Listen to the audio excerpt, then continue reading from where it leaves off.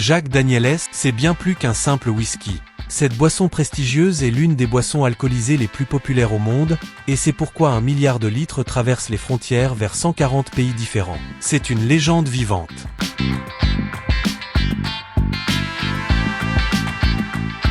L'histoire commence avec Old No. 7, ce whisky qui a décroché une médaille d'or à l'exposition universelle et qui, même après 150 ans d'existence, brille encore comme au premier jour. Pendant des décennies, cette bouteille noire carrée est devenue le symbole ultime de la liberté et de l'indépendance américaine. Imaginez un instant, sa propre fille a tenu à ce qu'une bouteille de Jack Daniel's l'accompagne jusque dans sa tombe. Les Rolling Stones ne juraient que par lui, et Frank Sinatra en avait même fait sa signature liquide. Le plus fou dans tout ça, chaque millilitre de ce nectar vient d'une petite ville où l'alcool est interdit et qui possède un unique feu rouge. Remontons le temps pour découvrir les origines.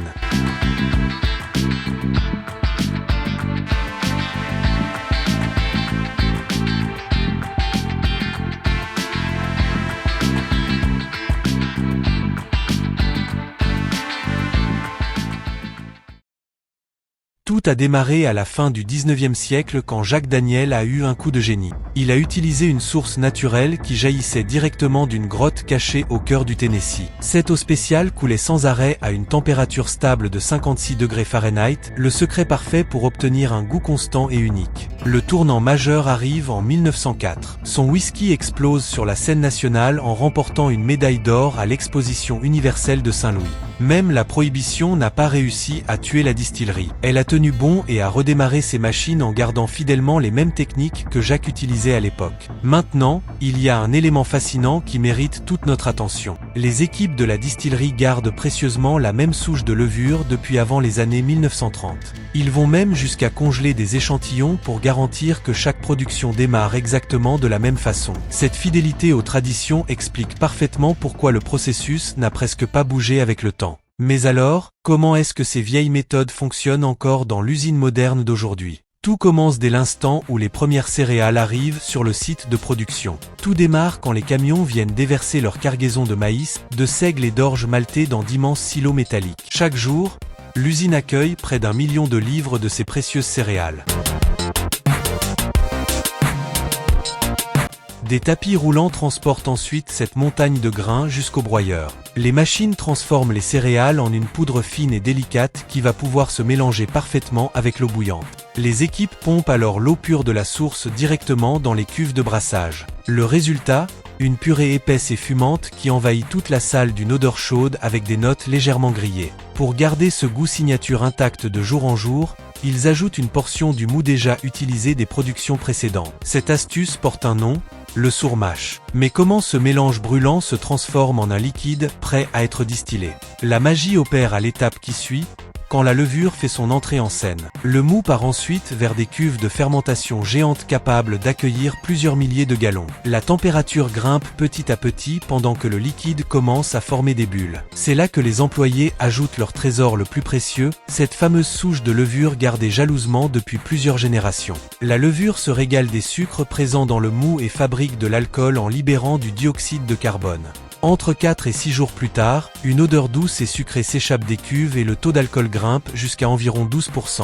Le son constant des bulles qui éclatent remplit l'espace pendant que le mélange se transforme en ce que les professionnels appellent la bière de distillation.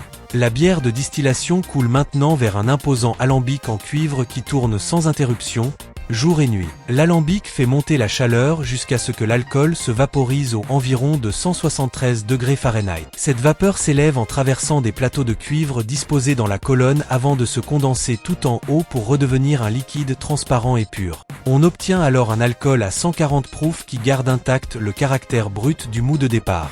Le cuivre joue un rôle absolument crucial dans cette étape. Il attaque les composés soufrés et fait disparaître toutes les saveurs désagréables qui pourraient gâcher le produit final. Vous vous êtes sûrement déjà posé la question, pourquoi le whisky du Tennessee ne s'arrête pas simplement après la distillation? C'est justement l'étape d'après qui va tout changer et qui définit vraiment ce style unique. L'alcool tout frais traverse maintenant d'énormes cuves bourrées de charbon d'érable à sucre. Les ouvriers font brûler le bois à l'air libre, puis ils écrasent le charbon refroidi en petits morceaux d'environ un quart de pouce.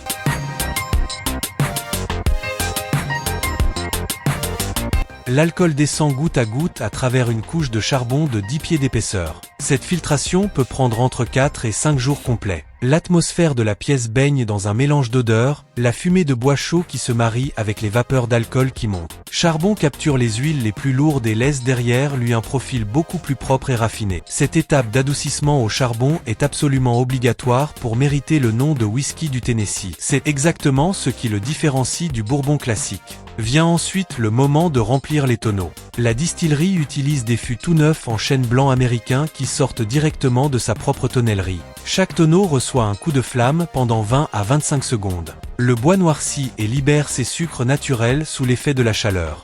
L'alcool entre dans le fût à un degré précis et parfaitement contrôlé.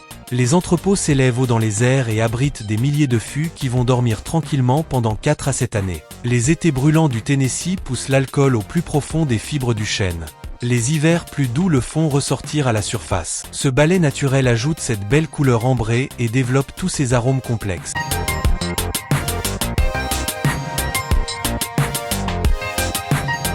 L'odeur du whisky qui mûrit flotte constamment dans l'air tout autour des entrepôts.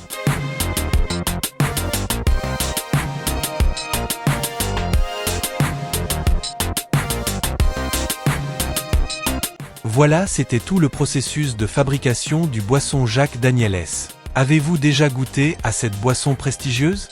Si oui, aimez cette vidéo et découvrons ensemble Starbucks Coffee, l'une des plus grandes chaînes de café au monde.